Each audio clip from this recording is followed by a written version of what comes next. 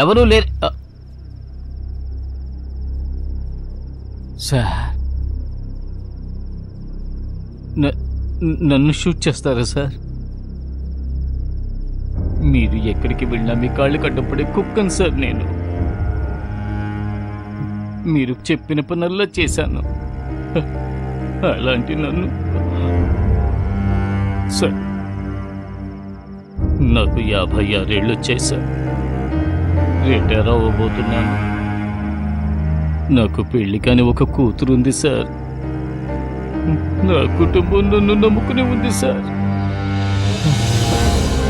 నిజాయితీగా బతికాను సార్.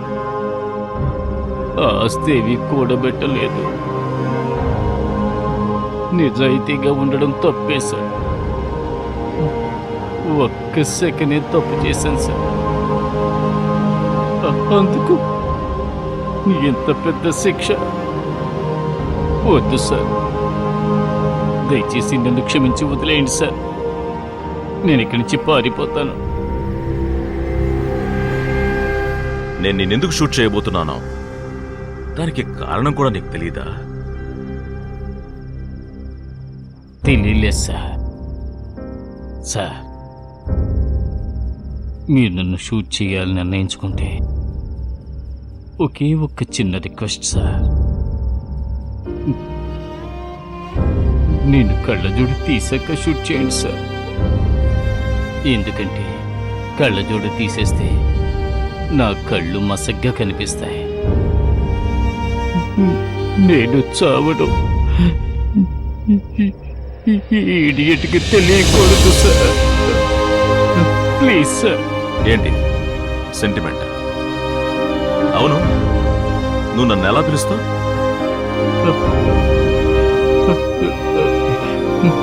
నరరూప రాక్షసుడు. కరెక్ట్, నేను నరరూప రాక్షసున్నారా? కానీ నువ్వెప్పుడు ఈడియట్వే.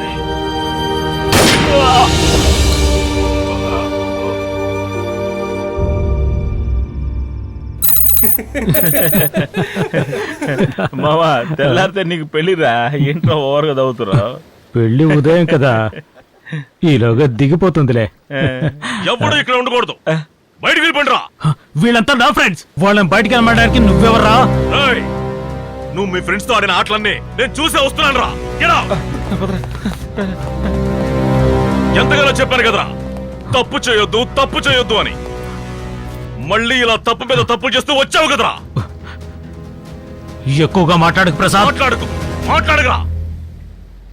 నువ్వు నన్ను అసహించుకున్నావు, అవమానించావు, అవన్నీ తట్టుకున్నాను. ఆ మనిషి ప్రశాంతంగా ఉండడం కోసం. కానీ ఈరోజు ఆయన్ని తలదించుకునేలా చేశావు కదరా. ఇకపై నువ్వు ప్రాణాలతో ఉండే ప్రయోజనం లేదు. చంపేస్తావా? చంపరా.